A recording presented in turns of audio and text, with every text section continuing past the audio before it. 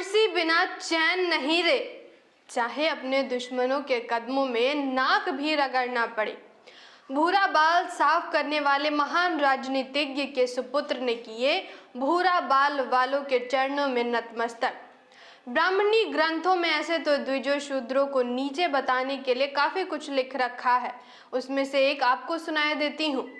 अहिर गरेड़िया पासी तीनों सत्यानाशी। मैं आकृति कुमारी MBN न्यूज़ नेटवर्क में आपका स्वागत करती हूं। अगर आपने अभी तक हमारे YouTube चैनल को सब्सक्राइब नहीं किया है तो अवश्य कर दे, साथ ही बेल आइकन को भी ज़रूर प्रेस कर दे ताकि आपको हर वीडियो की नोटिफिकेशन मिलती रहे। बात शुरू करते हैं। हाल फिलहाल में बिहार के राजनीति विपक्ष के नेता तेजस्वी यादव की, जिन्होंने ब्राह्मण वर्ग द्वारा माने जाने वाले महापुरुष परशुराम के चरणों में माथा टेका। संस्कृत में संक्षिप्त में कह सकते हैं राजद का हुआ ब्राह्मणम शरणम गच्छामि। जिसके पिता लालू प्रसाद यादव जी 15 वर्षों तक बिहार में मुख्यमंत्री और बाद में केंद्रीय मंत्री रहे और देश का पिछड़ा वर्ग उन्हें अपनी आवाज मानती रहे।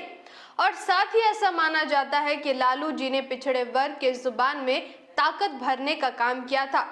कमंडल रथ के साथ ही लाल कृष्ण आडवाणी के रथ को बिहार में रोक दिया था। उसके सुपुत्र ने आज इसी कमंडल के पुरोधा के चरणों में आत्मसमर्पण किया। जो बातें उन्होंने परशुराम जयंती के अवसर पर कही, उससे ऐसा साफ लग रहा है कि राजद की आयु ब्राह्मणों के रहमो करम पर टिकी हुई है। उन्होंने ब्राह्मणों से माफी मांगी और कहा गलती हो गई। किस गलती की बात कही ये अभी उनको बताना है। क्या पिछड़ों की बात उन्होंने की, ये गलती है या जाति आधारित बात करने की उनसे भूल हो गई है। बिहार ही नहीं, देश के पिछड़ों की पार्टियों की हालत बहुत पतली है। सभी पिछड़े वर्ग की पार्टियां ब्राह्मण के शरण में चली गई हैं।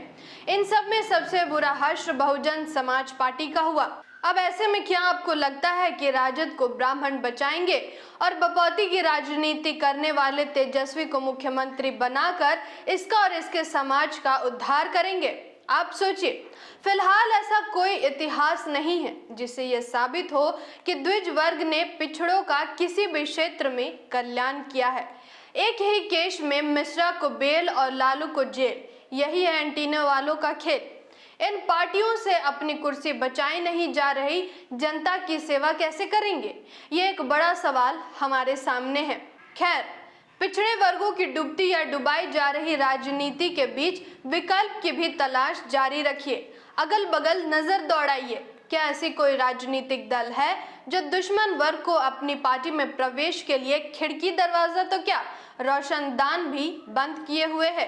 उसकी ताकत बनिए, उससे जुड़िए और बहुजन हिताय बहुजन सुखाय का भारत निर्माण में सहयोग कीजिए।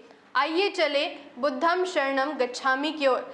संविधान की बात करने वाले और उसको लागू करवाने के समर्थन में आंदोलन चलाने वालों के साथ हो जाइए।